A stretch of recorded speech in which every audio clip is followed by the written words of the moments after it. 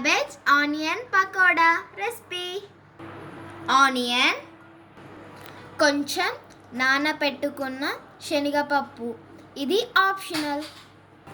జీలకర్ర వేసుకోవాలి, వెల్లుల్లి వేసుకోవాలి, ధనియా పౌడర్ వేసుకోవాలి, కొద్దిగా గరం మసాలా, శనగపిండి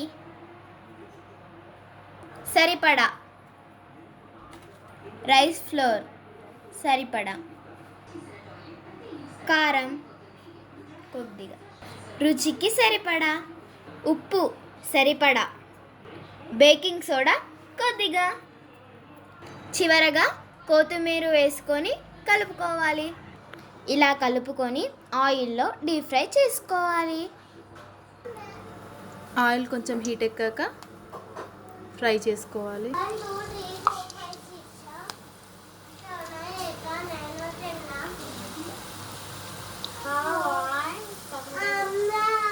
వేడి వేడి క్యాబేజ్ పకోడా రెడీ.